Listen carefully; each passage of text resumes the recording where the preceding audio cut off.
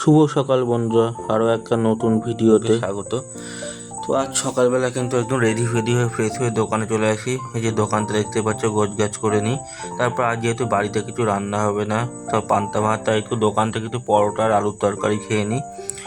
তারপরে এই যে সাউন্ড সিস্টেমের কাজ, সকালবেলায় এসেছিলাম আমার প্রথম কাজ। সাউন্ড সিস্টেমের কাজটা করার পর কিন্তু একটা টোটোর চার্জার ঢোকে।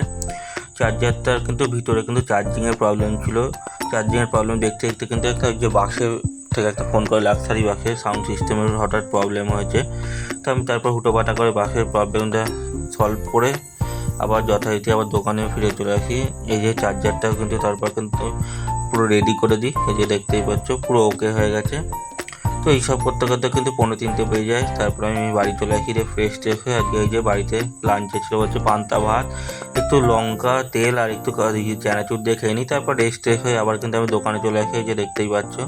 তারপর সন্ধ্যেবেলা একটা বোর্ড বানানোর একটা কাস্টমারের অর্ডার ছিল, একটা এক্সটেনশন বোর্ড বানিয়ে দিতে হবে। এই যে বোর্ডটা বানিয়েছি দেখতে পাচ্ছ, এই যে ফাইনাল লুক।